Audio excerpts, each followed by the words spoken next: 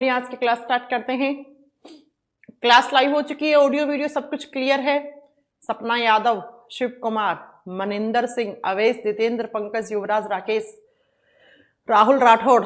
चलो भाई आओ। सुप्रिया, नीलकमल, अंकित, यशु चौहान, नथु सिंह यादव, सनी ढाका, फुल क्या नाम होता है यार ये है, अनुज कुमार, MOHIT, अलग अलग क्यों लिख रखा, मोहित हो ना आप, हैप्पीमूड, ओके। चलो भाई स्टार्ट। कल की क्लास में हमने क्या पढ़ा था? ह्यूमन ब्लड में दो हिस्से होते हैं हमारे खून में। एक होता है ब्लड का लिक्विड पार्ट जिसको हम प्लाज्मा कहते हैं, और ब्लड के सॉलिड यानी ठोस वाले हिस्से को हम सेल्स यानी कोशिकाओं के नाम से जानते हैं। और ब्लड में 3 टाइप की सेल्स होती हैं, RBC, WBC, प्लेटलेट्स।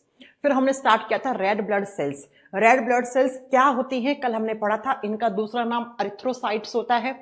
इनके पास हेमोग्लोबिन है इसलिए ये लाल कलर की होती हैं। कितनी होनी चाहिए? इतनी लड़कों में, इतनी लड़कियों में होना चाहिए।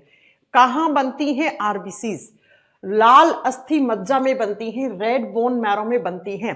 कितना दिन सरवाइव करती हैं?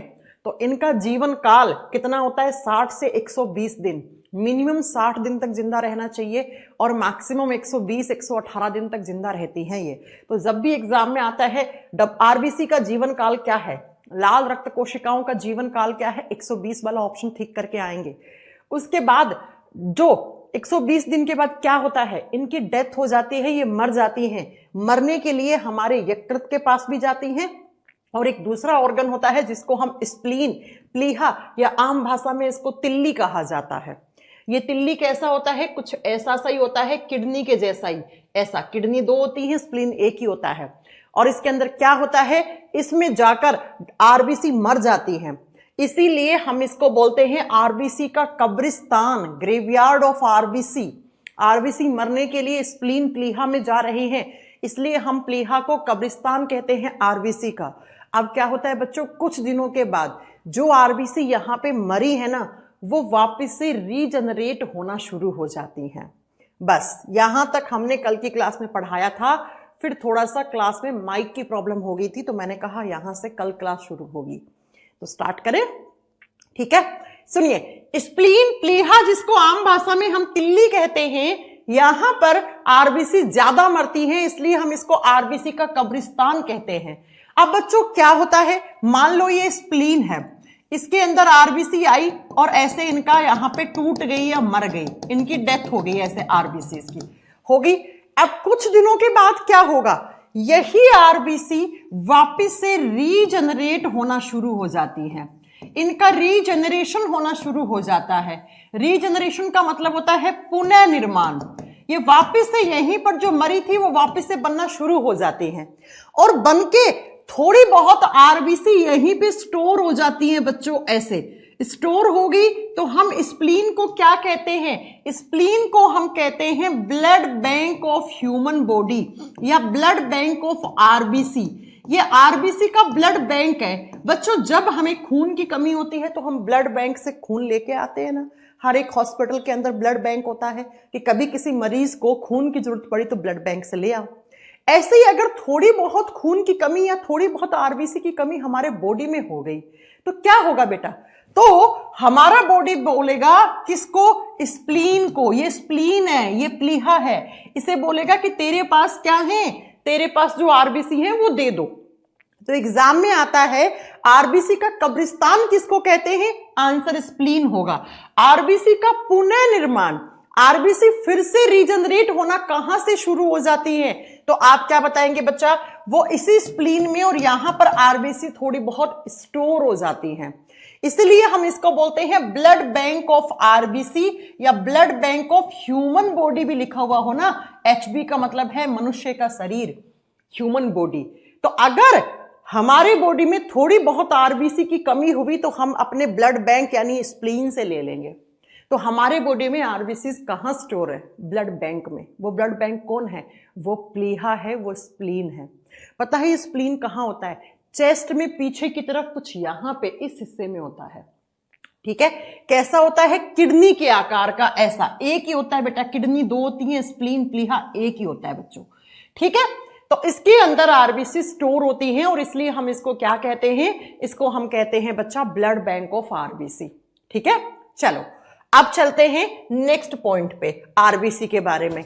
आरबीसी का जो शेप होता है वो किस आकार का होता है? मैम आरबीसी की आकृति कैसे दिखेगी आपको? आरबीसी का जो आकार और आकृति होता है वो फिक्स होता है बच्चों, एकदम, है ना। कैसा होता है तो आप बताओगे बेटा, ये होती है जब इनको माइक्रोस्कोप के नीचे रखोगे तो ये बाइकॉनकेव शेप की दिखेंगी। बाइकॉनकेव शेप का मतलब होता है बच्चा द्विअवतलाकार की दिखेंगी, द्विअवतलाकार की दिखेंगी।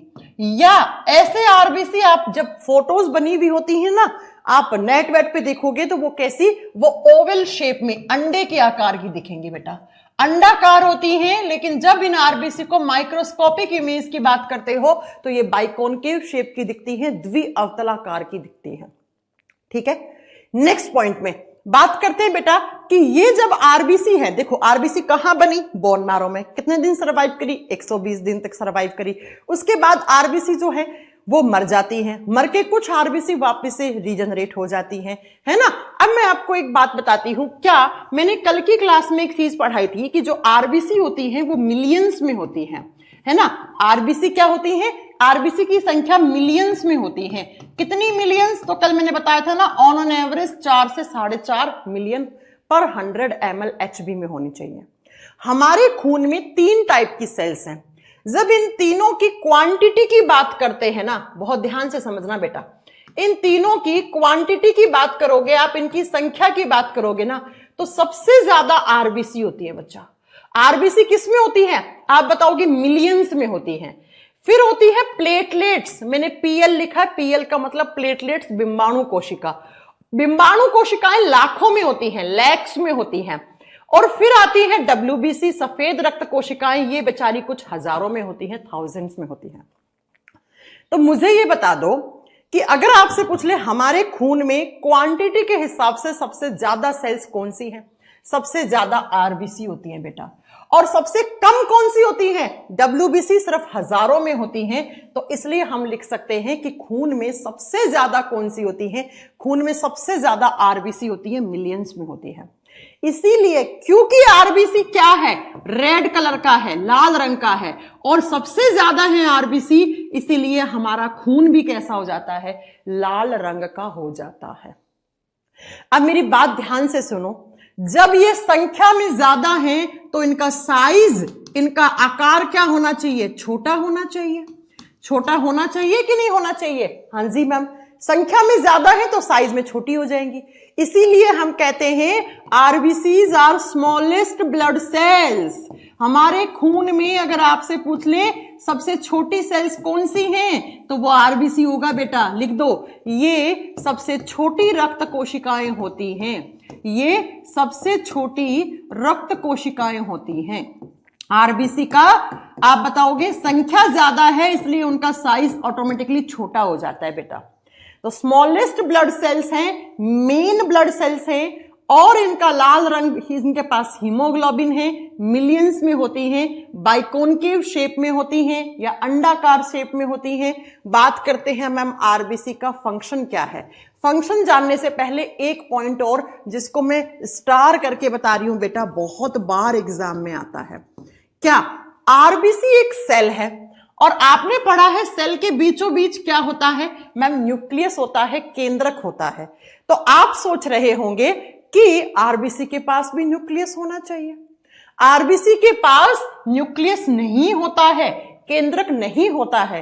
तो इस पॉइंट को ध्यान से सुनना, क्या मैं लिख रही हूं कि nucleus is absent in mammals RBC, absent in mammals RBC.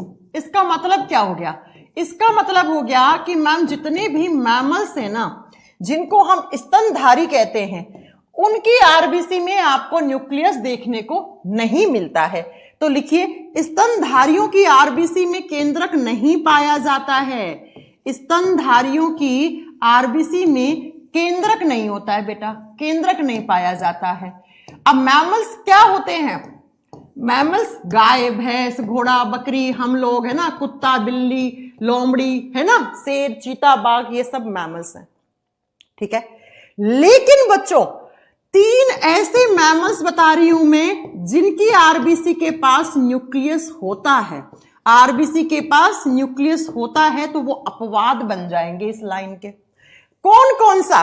पहला अपवाद है कैमल, जिसको ऊंट कहते हो, राजस्थान वाला ऊंट, है ना, राजस्थान का जहाज जिसको कहते हैं।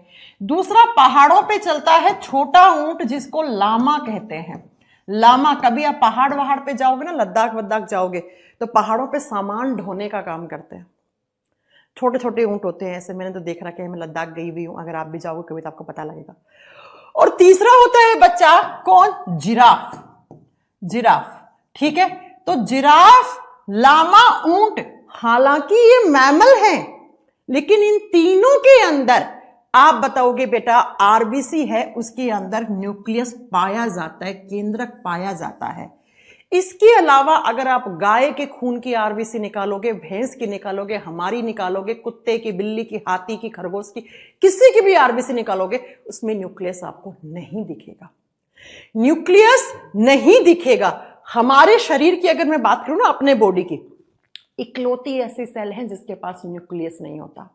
बाकी अब अपने बालों की, नाखून की, आंख की, नाक की, कान की कोई भी सेल उठा के देखोगे ना, तो उसमें क्या बेटा आप बताओगे? उसमें न्यूक्लियस दिखता है, लेकिन आरबीसी के पास न्यूक्लियस नहीं दिखता है। अब मेरी बात को ध्यान से सुनना, आरबीसी के पास न्यूक्लियस ही नहीं, आरबीसी के पास माइटोकॉन्ड्रिया भी नहीं होता है। तो दूसरी लाइन इसी न्यूक्लियस के साथ, आप अलग से नोट्स बनाना, मैं इसी में एडजस्ट कर रही हूं, ठीक है। जो हमारी आरबीसी होती है ना, उसके पास न्यूक्लियस के साथ साथ और क्या नहीं होता बेटा? माइटोकॉन्ड्रिया भी नहीं होता। माइटोकॉन्ड्रिया को बोलते हैं हिंदी में सूत्र कणिकाएं। तो हमारे खून के अंदर जो आरबीसी है ना, उसके पास ना ही तो न्यूक्लियस है और ना ही माइटोकॉन्ड्रिया है बेटा। तो अगर एग्जाम में आ जाए ह्यूमन बॉडी की वो सेल्स बताओ जिसके पास न्यूक्लियस और माइटोकॉन्ड्रिया नहीं होता, तो आप बताना वो सिर्फ एक ही है, और वो कौन सी है? वो आरबीसी है। आरबीसी के पास ना केंद्रक होता है और ना ही माइटोकॉन्ड्रिया होता है। किसकी आरबीसी? मैमल्स की आरबीसी, स्तनधारियों की आरबीसी।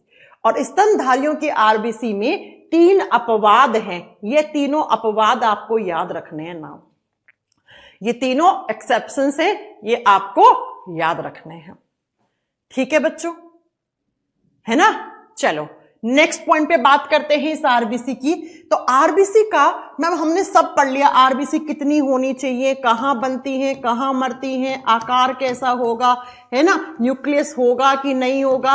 अब मैम ये आरबीसी करता क्या है, आरबीसी का फंक्शन क्या है? स्टार कर लो, हर एग्जाम में आता है the function of RBC. RBC क्या काम करता है? अच्छा मैं आपको एक बात बताऊं, मैं अगर आपसे एक क्वेश्चन पूछूं, हमारे खून का मेन काम क्या है, आप लोग क्या आंसर करोगे? मैम खून का मेन काम होता है ऑक्सीजन को ट्रांसपोर्ट करना। अगर मैं आपका सारा खून निकाल लूं, आप मर जाओगे, कुछ सेकंड में मर जाओगे, मिनट भी नहीं लगेगा, ठीक है। क्यों? क्योंकि खून का काम होता है ऑक्सीजन को हमारे बॉडी में सर्कुलेट करना। हमारे शरीर की प्रत्येक कोशिका के पास, हमारे बॉडी की हर एक सेल के पास ऑक्सीजन को ट्रांसपोर्ट करने का काम खून का होता है खून का। तो अगर खून निकाल लिया, इसका मतलब ऑक्सीजन नहीं बचा, इंसान नीला पड़ के मर जाएगा, ठीक है। डेड बॉडी को कभी देखना, भगवान ना करे आपको कभी देखनी पड़े, ऐसा दिन आए, लेकिन जब भी आप कभी डेड बॉडी देखते हो तो वो नीली पड़ जाती है। क्यों पड़ जाती है? क्योंकि डेड बॉडी में ऑक्सीजन नहीं होता है।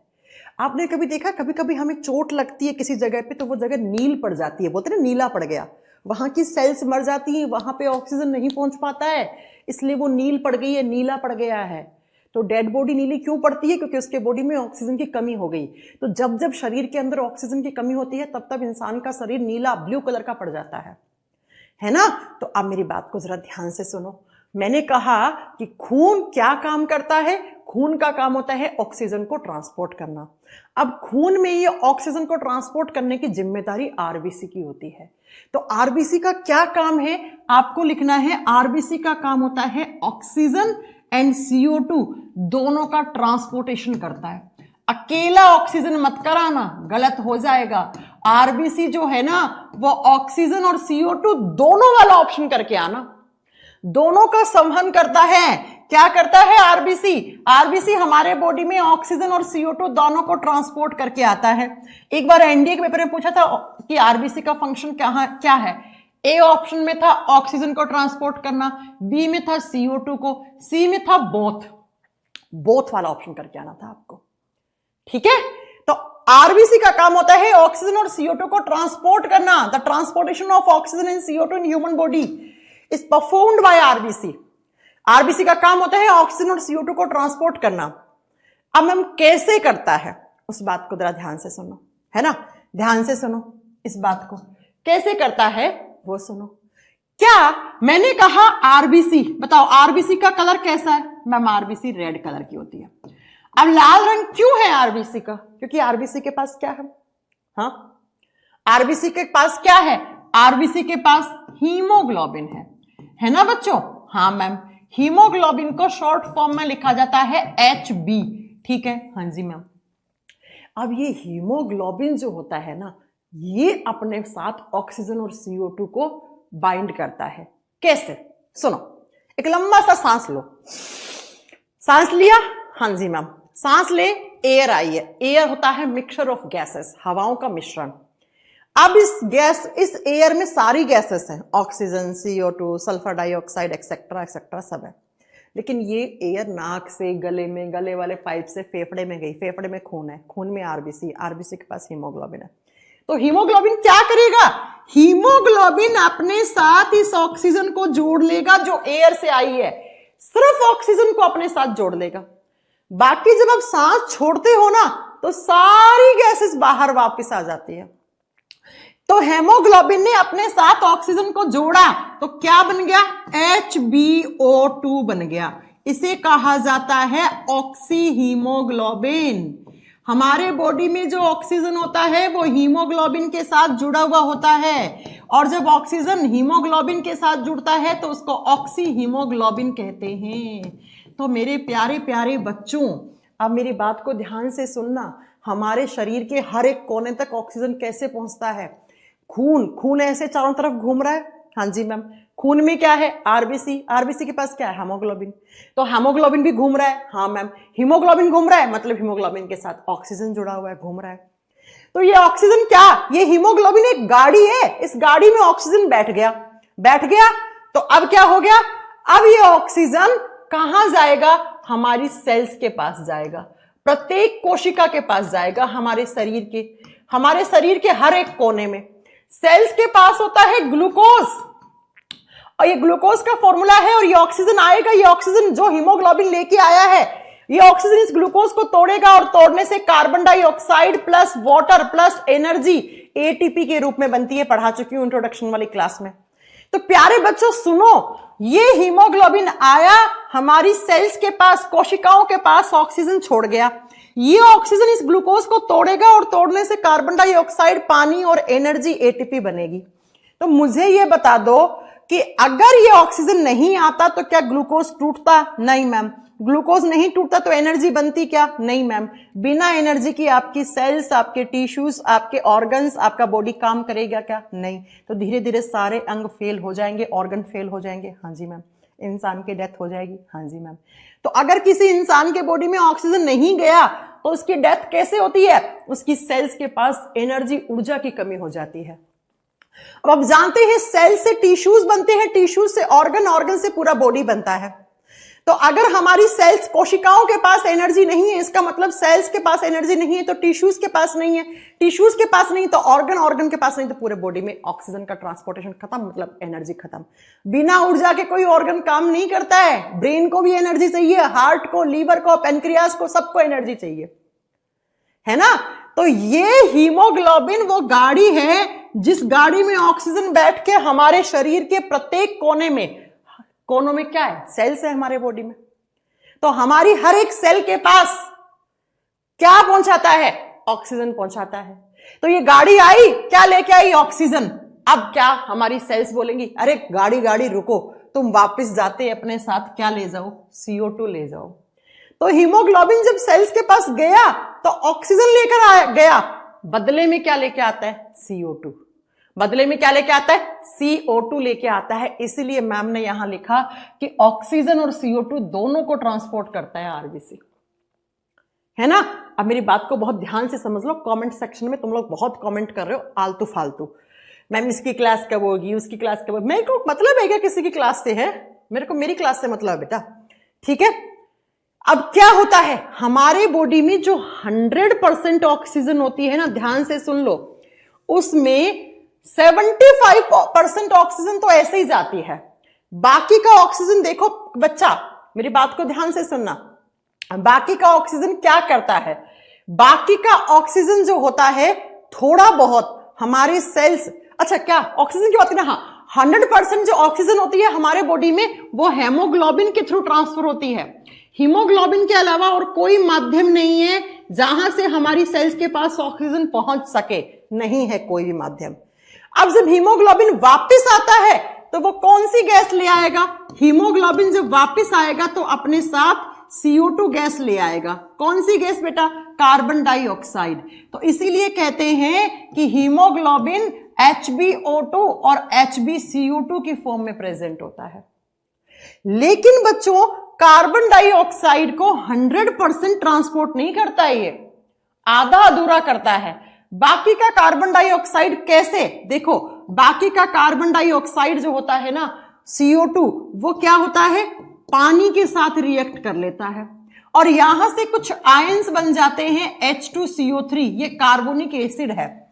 फिर ये H+ में टूट जाएगा, CO3- में टूट जाएगा, आयंस आ जाएंगे, आयंस की फॉर्म में ट्रांसपोर्ट होता है, वो प्लाज्मा के थ्रू होता है। अरे नहीं समझे क्या? कोई बात नहीं, फिर से समझो, मैं एकदम अच्छे से समझाती हूं, कैसे क्वेश्चन आएंगे वो भी समझाती हूं। मैंने कहा कि आरबीसी का काम होता है ऑक्सीजन और CO2 को ट्रांसपोर्ट करना। अब आरबीसी के पास हीमोग्लोबिन है तो हीमोग्लोबिन अपने साथ ऑक्सीजन को जोड़ता है और जोड़ के HbO2 की फॉर्म में, ऑक्सी हीमोग्लोबिन की फॉर्म में हमारे शरीर के प्रत्येक सेल, प्रत्येक टिश्यू, प्रत्येक ऑर्गन के पास ऑक्सीजन पहुंचाया है। अब मैम ऑक्सीजन का करते क्या है हमारी सेल्स? तो ये करते हैं ये।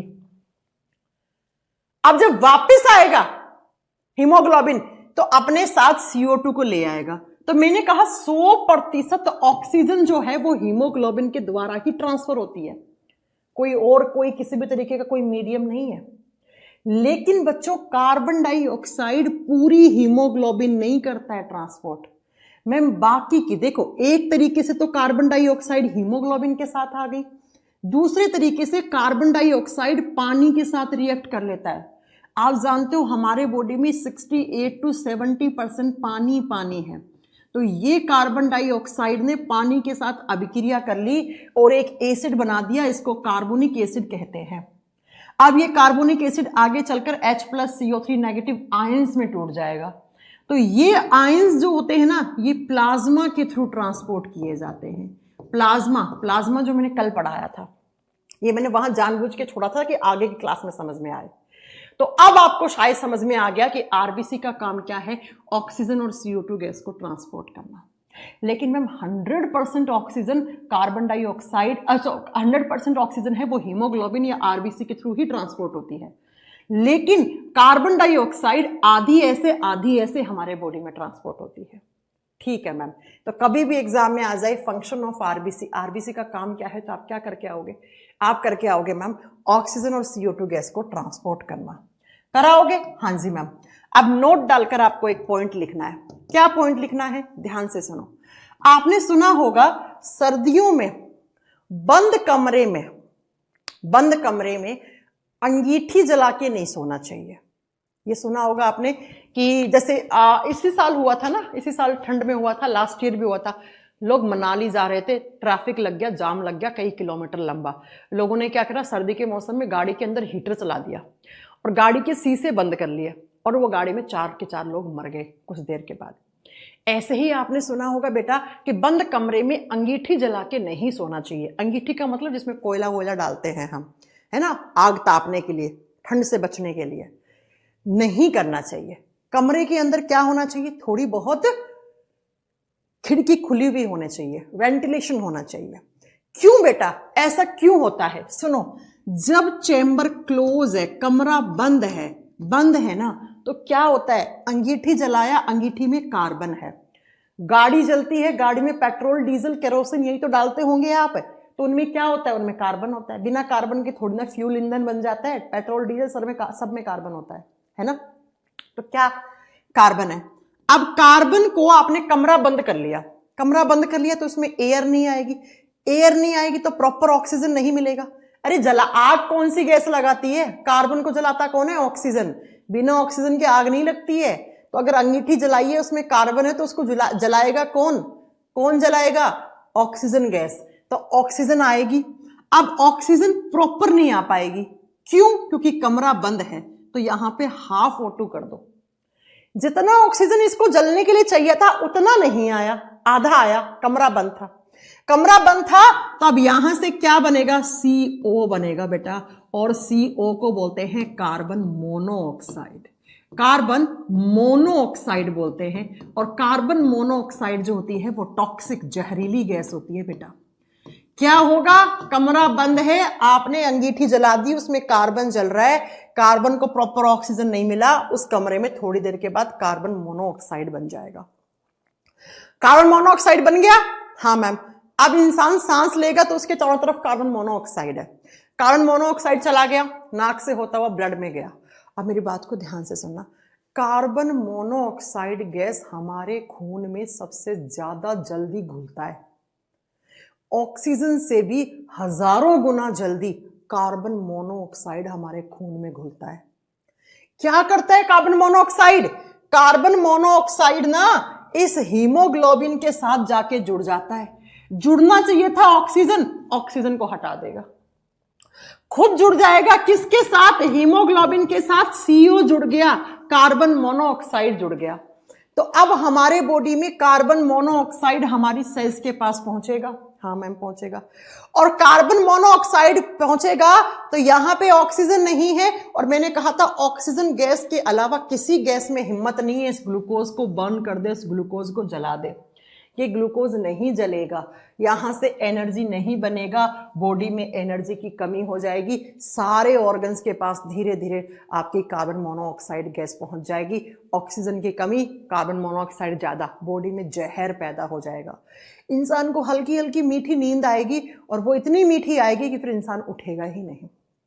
इसीलिए इसे कहते हैं दम घोटू गैस, सफोकेटिंग गैस बोलते हैं बच्चा इसको। दम घोटू गैस होती है, इंसान का दम घोट घोट के मार देगी। इसे मीठी निंद्राकारी गैस बोलते हैं, मीठी नींद लाएगी ये, और वो इतनी मीठी होगी कि इंसान उठ ही नहीं पाएगा।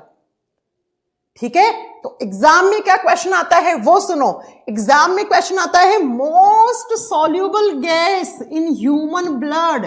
तो most soluble gas in human blood कौन सी होगी? इन ब्लड, हमारे खून में सबसे ज्यादा जल्दी घुलने वाली घुलनशील गैस कौन सी है?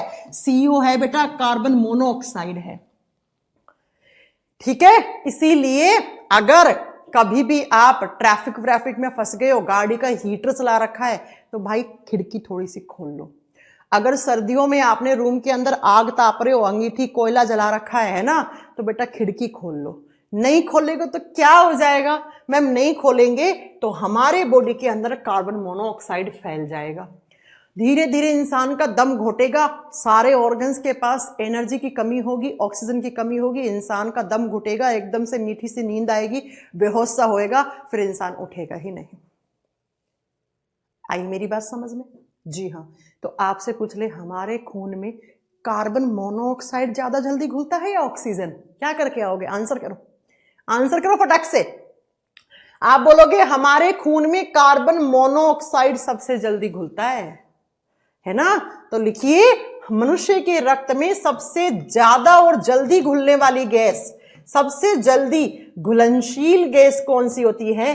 कार्बन मोनोऑक्साइड गैस होती है बेटा। लेकिन नहीं घोलना है इसको घोला, इसका मतलब खत्म इंसान। तो सफोकेटिंग गैस, दम घोटू गैस, मीठी नींद लाने वाली गैस, जहरीली गैस कौन सी होती है? ये। अब मैम अगर कमरे के अंदर अंगीठी जलाई है, गाड़ी के अंदर हीटर चलाया है, अगर हम गाड़ी के शीशे खोल लेंगे, कमरे की खिड़की खोल लेंगे, तो क्या होगा? तो कुछ नहीं होगा बेटा, कार्बन को प्रॉपर ऑक्सीजन मिलेगा, कार्बन को प्रॉपर ऑक्सीजन मिलेगा तो CO2 बनेगा ना, CO2 बनेगा यहां से। क्या प्रॉब्लम है? क्या प्रॉब्लम है? धुआं निकालेगी ये CO2। आई बात समझ में? हाँ जी मैम। तो इसलिए हर साल कुछ लोग जिनको थोड़ी बहुत साइंस की बिल्कुल बेसिक नॉलेज नहीं होती है वो ऐसे मर जाते हैं, ऐसे मर जाते हैं बेटा। ठीक है, तो याद रखेंगे कि क्या काम होता है हीमोग्लोबिन का, बता दोगे क्या काम होता है आरबीसी? अरे भाई आरबीसी का काम वही है जो हीमोग्लोबिन का है, क्योंकि आरबीसी के पास तो हीमोग्लोबिन है, आरबीसी के पास तो हीमोग्लोबिन है ना, तो आप बता दोगे। अब एक क्वेश्चन और लिख दो नोट डाल के, ये आरबीसी का काम बताया है मैंने, तो बिना आरबीसी के नहीं जिंदा रहोगे तुम। ठीक है, आरबीसी का मतलब ही खून है। चलो नोट डाल के एक पॉइंट लिखो, क्या हीमोग्लोबिन का, ये एसएससी सीजीएल के पेपर का क्वेश्चन बता रही हूं। ठीक है, हीमोग्लोबिन का एक मॉलिक्यूल अपने साथ कितने ऑक्सीजन के मॉलिक्यूल एक बारी में कैरी करता है? सुनो ऐसे, हीमोग्लोबिन का एक मॉलिक्यूल ऑक्सीजन के 4 मॉलिक्यूल को एक साथ ट्रांसपोर्ट करता है, ऐसे होता है हीमोग्लोबिन। अब आप बोलोगे मैम कितना हीमोग्लोबिन? कल पढ़ाया नहीं था क्या कितना हीमोग्लोबिन? पढ़ाया था ना, कल पढ़ाया था, है ना? तो हीमोग्लोबिन का एक अणु अपने साथ ऑक्सीजन के 4 अणुओं को एक बारी में लेके जाता है, एक बारी में लेके जाता है। आरबीसी का कब्रिस्तान और ब्लड बैंक, भाई बता तो दिया यार सौरभ, तुम क्या पागल वागल हो क्या है? तुम लोग क्या हो, कैसे पढ़ते हो मुझे समझ में? आरबीसी का कब्रिस्तान और मानव शरीर का ब्लड बैंक किसे कहते हैं? अभी तो पढ़ा के गई हूं यार थोड़ी देर पहले। ठीक है, तो बता दोगे कि हीमोग्लोबिन का एक मॉलिक्यूल 4 ऑक्सीजन को ट्रांसपोर्ट करता है एक बारी में। ठीक है, तो शायद आपको आज समझ में आ गया होगा कि इंसान का अगर खून निकाल लेता है तो इंसान क्यों मर जाता है। बिना खून की कमी से आप मर जाओगे, क्यों? क्योंकि खून नहीं है तो आरबीसी नहीं, आरबीसी नहीं तो हीमोग्लोबिन नहीं है, हीमोग्लोबिन नहीं तो ऑक्सीजन नहीं है, ऑक्सीजन नहीं है तो इंसान का बॉडी नीला पढ़ पढ़ के इंसान मर जाता है, इंसान मर जाता है। ठीक है, तो ये आरबीसी का फंक्शन हो गया बेटा, आरबीसी का ये काम है। चलो अगला पॉइंट, नेक्स्ट सुनो। कुछ में 4 क्वेश्चंस बता रही हूं आपको, आरबीसी के ही हैं चारों। क्या? सबसे पहला क्वेश्चन, इस यूनिवर्स में लार्जेस्ट आरबीसी इन यूनिवर्स, इस संसार में सबसे बड़ी आरबीसी किसकी है? अब आप पहले ये सुन लो, देखो बेटा खून तो हाथी में भी है, खून तो चींटी में भी है, खून तो मच्छर में, मच्छर को मार तब भी तो खून निकलता है ना। अब सुनो, सबके खून में आरबीसी है, आरबीसी अलग अलग आकार की होती है बेटा। तो आपसे पूछता है कि लार्जेस्ट आरबीसी इन यूनिवर्स, संसार में सबसे बड़ी आरबीसी किसकी है? संसार में सबसे बड़ी आरबीसी किसकी देखने को मिलती है बेटा? पहला क्वेश्चन, इसका आंसर बाद में करेंगे। अब यही क्वेश्चन आ जाए इसका उल्टा, स्मॉलेस्ट आरबीसी इन यूनिवर्स, इस संसार में सबसे छोटी आरबीसी किसकी होती है?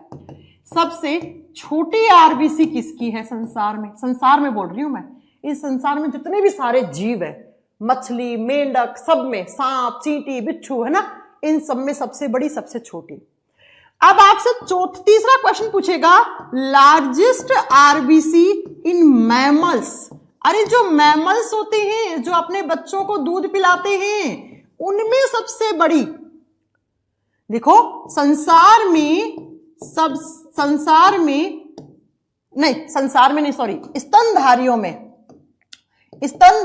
में सबसे बड़ी आरबीसी, स्तनधारी में सबसे बड़ी आरबीसी किसकी है? सबसे बड़ी आरबीसी किसकी है?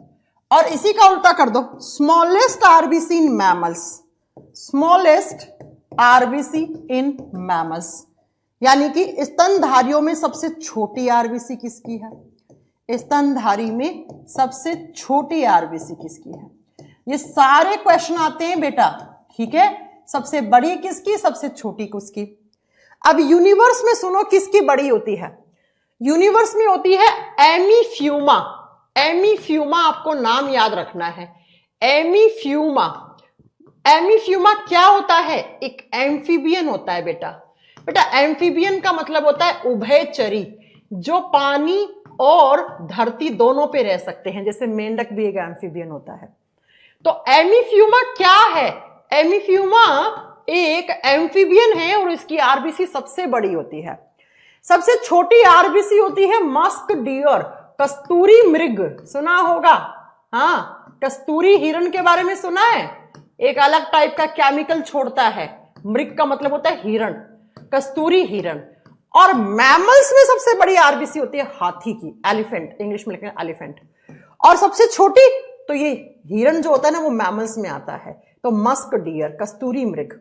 तो ये क्वेश्चन कैसे आंसर करने हैं आपको समझ में आ गया है क्या? कस्तूरी हिरण एक मैमल होता है, तो इसकी मैमल में भी सबसे छोटी होगी और यूनिवर्स में भी सबसे छोटी होगी। ठीक है, तो आप बताओगे कि मस्क डियर जो होता है उसकी आरबीसी सबसे छोटी होती है, जबकि एमिफ्यूमा इस संसार में सबसे बड़ी आरबीसी लेके बैठा है। लेकिन एमिफ्यूमा मैमल तो नहीं है ना। मैमल का मतलब जो अपने बच्चों को दूध पिलाए। कभी मेंढक को अपने बच्चे को दूध पिलाते देखा है क्या? नहीं ना, तो वो एम्फीबियन है। ठीक है, तो एक एम्फीबियन होता है, उभयचरी होता है एमिफ्यूमा, जिसकी सबसे बड़ी आरबीसी होती है। कस्तूरी हिरण की सबसे छोटी, हाथी की सबसे बड़ी, और फिर कस्तूरी हिरण की सबसे छोटी। चारों क्वेश्चन आपको याद रखने हैं। ठीक है, चारों आपको याद रखना है। अरे भाई ये कौन है मैम? ये तो 8 ऑक्सीजन हो गया। अबे ऑक्सीजन की फॉर्म में नहीं होता है, सस्टेन O2 की फॉर्म में करता है। कितने कच्चे हो तुम साइंस में। आगे बात समझ में? हाँ जी मैम। तो ये आपको पता लग गया आरबीसी क्या होती है, कितनी होती है, कहां मरती है, उसमें न्यूक्लियस होगा, माइटोकॉन्ड्रिया होगा कि नहीं होगा, सारी बातें आपको पता लग गई। आरबीसी का काम क्या है? अब आरबीसी से संबंधित कुछ बीमारियां पढ़ा रही हूं मैं। डिजीजेज ऑफ आरबीसी, ये वो बीमारी है जो रेड ब्लड सेल से संबंधित हैं। तो लिखो आरबीसी की बीमारियां। मैम आरबीसी कम हो जाएंगी तो बीमारी, ज्यादा हो जाएंगी तो बीमारी। हाँ भाई, अरे जितनी क्वांटिटी मैंने लिखवाई है ना, अगर उससे ज्यादा हो जाए, आरबीसी इंक्रीज हो जाए, अरे आनी चाहिए थी 4 से 5 मिलियन। इंक्रीज का मतलब है बढ़ जाए अगर आरबीसी, है ना, बढ़ गई अगर आरबीसी। मान लो 100 ml ब्लड में 4-5 मिलियन आनी चाहिए, आ गई 7-8 मिलियन। तो 7-8 मिलियन का मतलब क्या है? बहुत ज्यादा हो गई। तो इस कंडीशन को क्या कहते हैं? इस कंडीशन को डॉक्टर्स की लैंग्वेज में पॉलीसाइथेमिया कहते हैं बेटा। पॉली शब्द का मतलब होता है हमेशा बहुत ज्यादा। तो पॉलीसाइथेमिया वो कंडीशन होती है जिस कंडीशन में आरबीसी बहुत ज्यादा हो जाती है बेटा। अगर मैम आरबीसी डिक्रीज हो जाए, आरबीसी जितनी होनी चाहिए उतनी ना आए, आरबीसी की संख्या घट जाए, कमी हो जाए, घट गई, आनी चाहिए थी 4-5 मिलियन, आ गई 2-2.5 मिलियन, मतलब कम हो गई ना। तो कम होना मतलब अनीमिया होना। कम मतलब खून की कमी, और खून की कमी को क्या बोलेंगे? अनीमिया बोलेंगे बेटा। अनीमिया का मतलब होता है रक्तलापता, खून की कमी। मैंने कहा खून का मतलब ही आरबीसी है ना। खून का मतलब आरबीसी, आरबीसी का मतलब खून की कमी, है ना। तो इसको खून की कमी को इंग्लिश में क्या कहते हैं? अनीमिया। रक्तलापता कहते हैं हिंदी में। अरे खून की कमी हो जाएगी बेटा, आरबीसी की कमी मतलब खून की कमी, खून चढ़ाना पड़ जाएगा। ठीक है, अब तीसरा सुनो। एक और बीमारी होती है जिसको बोलते हैं सिकिल सेल अनीमिया। इसको स्टार करो बेटा, सिकिल सेल अनीमिया। हिंदी में सेम नाम है, सिकिल सेल अनीमिया, ऐसा कैसा लिखा हुआ आएगा। अब सिकिल सेल अनीमिया में क्या होता है? मैंने थोड़ी देर पहले पढ़ा है, आरबीसी वैसे अंडे के आकार की होती हैं, लेकिन आप इनको माइक्रोस्कोपिक इमेज से देखते हो तो बाइकॉनकेव शेप के दिखते हैं। ठीक है, अब ये वो बीमारी है जिसमें आरबीसी का शेप चेंज हो जाता है बेटा। आरबीसी का शेप ही चेंज हो गया। हाँ, आरबीसी की आकृति बदल गई बेटा, आरबीसी की आकृति बदल गई। अच्छा कैसी हो गई? सुनो, सिकिल के जैसी, ऐसी। सिकिल का मतलब होता है हसिया। हसिया जानते हो क्या होता है? जिसे घास काटते हैं, कैसा होता है? आगे से ऐसा होता है। सिकिल का मतलब होता है यहां पर हसिया आकार की, या बेटा बोलते हैं इसमें हाफ मून। देखो ना, आधा चांद दिख रहा है। इस बीमारी में क्या होता है, इस बीमारी में आरबीसी का आकार बदल के आधे चांद के जैसा या सिकिल या हसिया आकार का हो जाता है। अब बच्चों एक बात बताओ, आरबीसी चपटी हो गई है, इसमें देखो चपटी नहीं हो गई है क्या? आरबीसी के पास हीमोग्लोबिन का काम था ऑक्सीजन भेजना। अब जब ये आरबीसी ऐसे चपटी हो गई तो क्या ये प्रॉपर ऑक्सीजन कैरी कर पाएंगे इस बॉडी में? नहीं ना। इसका मतलब मैम इस इंसान में भी खून की कमी रहेगी। और मैं आपको बता दूं, ये जो बीमारी है ना, it is a genetic disorder. ये एक जेनेटिक डिजीज है। जेनेटिक डिजीज का मतलब क्या होता है प्यारे बच्चों? आनुवांशिक रोग है ये।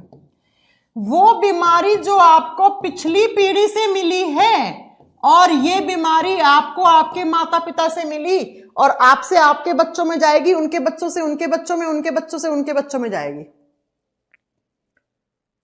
है ना? तो ऐसी बीमारियों को आनुवांशिक बीमारी कहते हैं बेटा, आनुवांशिक रोग कहते हैं। तो एग्जाम में आता है कौन सी आनुवांशिक बीमारी है जिसके अंदर आरबीसी का आकार चेंज हो जाता है? तो वो बीमारी है सिकिल सेल अनीमिया। कैसा हो जाता है आरबीसी का आकार? हंसिए के आकार का या आधे चांद के जैसा। और पता है इन बच्चों के पैदा होने के साथ ही इनमें खून की कमी होती है। फिर डॉक्टर कहता है कि इनको तो खून देना पड़ेगा, इनको तो खून चढ़ाना पड़ेगा। आप कभी न्यूज में सुनते होंगे, अखबार में पढ़ते होंगे कि फलानी जगह है, वहां पे कैंप लगा है ऐसे बच्चों के लिए जिनको सिकिल सेल अनीमिया है। इनको खून चढ़ता है, इनको जिंदा रखना है तो इनको बार बार खून देना पड़ेगा, है ना? ठीक है, नेक्स्ट सुनो। ऐसी ही एक बीमारी और है जिसको बोलते हैं थैलेसेमिया, जिनको बोलते हैं थैलेसेमिया। सेम नाम हिंदी में है, थैलेसेमिया। अब क्या होता है थैलेसेमिया में? देखो बेटा, इसके अंदर तो आरबीसी का आकार चेंज हुआ, इसके अंदर आरबीसी का जो लाइफ स्पैन है ना, लाइफ स्पैन कितना होना चाहिए प्यारे बच्चों? आरबीसी का जीवन काल कितना था? 120 दिन का था ना, लेकिन इसमें आरबीसी का जीवन काल कम हो जाता है, घट जाएगा, 120 दिन तक जिंदा नहीं रहती है। आई मेरी बात समझ में? आरबीसी, इस बीमारी के अंदर आरबीसी का जीवन काल कम हो जाता है। मान लो आरबीसी बनी, उसको जिंदा रहना था 120 दिन तक, लेकिन रही वो सिर्फ 20 दिन के लिए, तो बनी मर गई, जल्दी मर गई ना। तो क्या इसमें कमी होगी नहीं? इस इंसान में खून की कमी? हाँ मैम, ऐसे इंसान में भी खून की कमी रहती है। तो ऐसे इंसान को भी जिंदा रखना है तो उसे खून चढ़ाना पड़ेगा बाहर से। जी हाँ। और इसी बीमारी, ये बीमारी भी कैसी है? ये भी जेनेटिक है बेटा, ये भी जेनेटिक डिजीज है, ये भी आनुवांशिक रोग है, ये भी माता पिता से उनके बच्चों में आई है बेटा। तो ये दोनों बीमारी ऐसी होती हैं जो जन्म के साथ पैदा होती हैं बेटा, और जन्म के साथ पैदा होती हैं और जो पिछली पीढ़ी से आती हैं, उन्हीं बीमारियों को हम जेनेटिक डिसऑर्डर्स या हेरिडिटरी डिसऑर्डर्स कहते हैं, आनुवंशिक रोग या आनुवंशिक विकार या आनुवंशिक बीमारी कहते हैं। मैम हमें दोनों में समझ नहीं आया, दोनों में फिर से बताती हूं, ठीक है? जरा ध्यान से सुनो, क्या मेरी बात को ध्यान सुनना। इस वाली में तो आरबीसी का आकार चेंज हुआ, आकार बदला, इसमें आरबीसी का जीवन काल कम हो गया, लेकिन अल्टीमेटली आप दोनों में देख रहे हो तो आरबीसी कम हो रही है, मतलब खून की कमी हो रही है इनमें। हाँ मैम, और खून की कमी है, इसका मतलब इन्हें खून दे दे के जिंदा रखना पड़ता है। जी हाँ, इसीलिए आप सुनते होंगे फलानी जगह थैलेसीमिया वाले बच्चों के लिए ब्लड डोनेशन का कैंप लगा है, जाइए उनको खून देके उनकी जान बचाइए, ऐसा बिल्कुल लिखा होता है। ठीक है, आगे बात समझ में? जी हाँ मैम। तो अगर आपसे पूछ ले उस कंडीशन का नाम बताओ जिसमें आरबीसी अपनी संख्या से बहुत ज्यादा हो जाती है, पॉलीसाइथेमिया।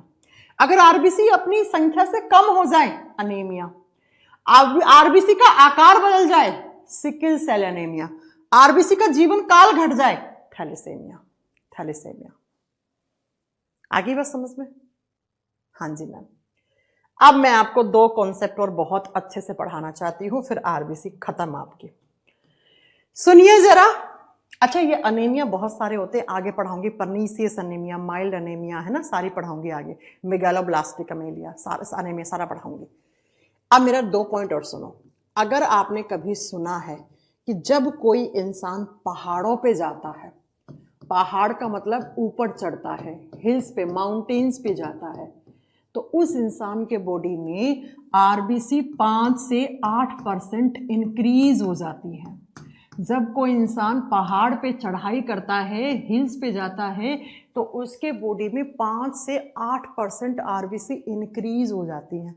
वो छोड़ो, आपने सुना होगा कि, सुना क्या, देखा होगा, अगर आप कभी पहाड़ पे जाओगे, लद्दाख, हिमाचल जाओगे, तो वहां के लोगों को देखोगे ना जो पहाड़ पे रहते हैं, उनके गाल टमाटर जैसे लाल होते हैं, यहां से उनका खून चमक रहा होता है। कभी देखना आप ऐसा, क्यों होता है ऐसा, वो सुनो ध्यान से।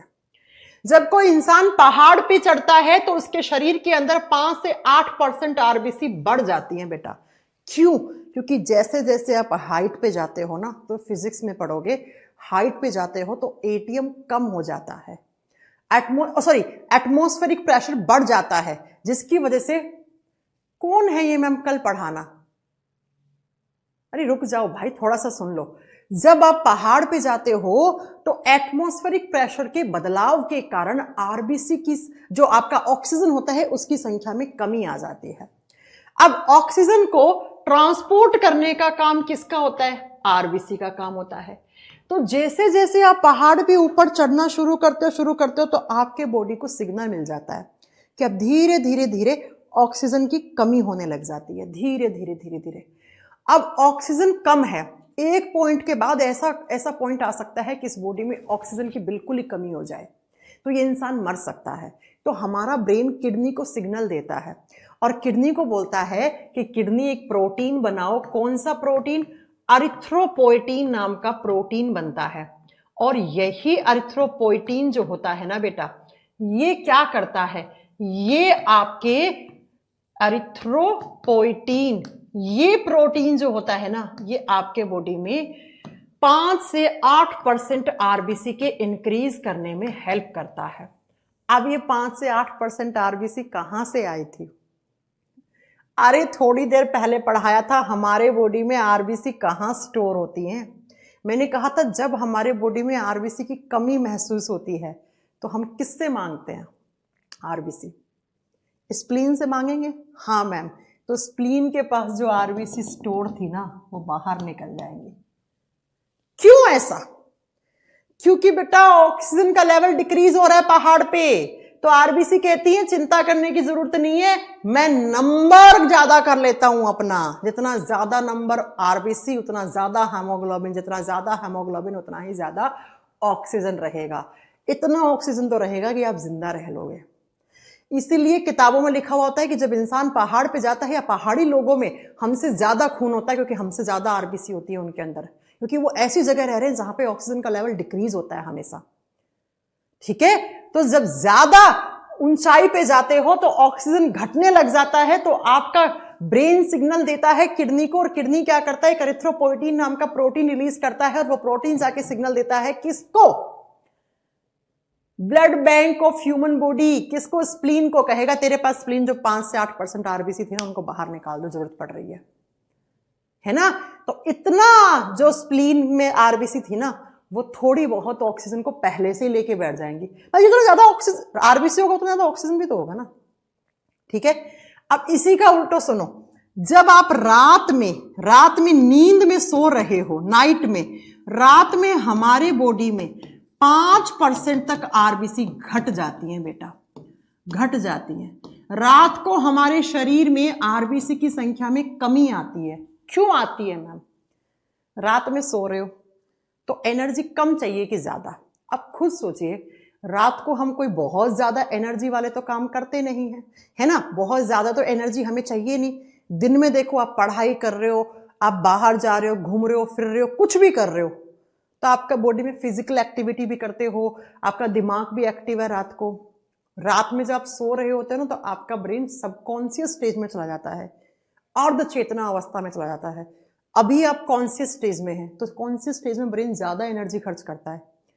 अब रात को आप खुद सोचिए, सबकॉन्शियस स्टेज में है ना, तो उस समय क्या होगा बेटा, आपके बॉडी में एनर्जी कम चाहिए। दिन के मुकाबले में रात में हमारे बॉडी को, हमारे ऑर्गन्स को एनर्जी कम चाहिए।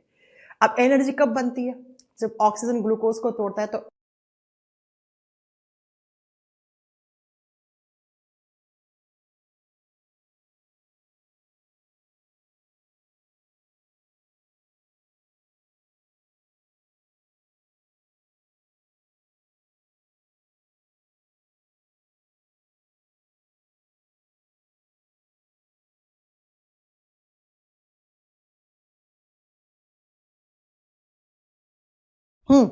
मैंने इतना बताया, कुछ समझ में नहीं आ रहा है, सिर्फ 2 बातें याद कर लो।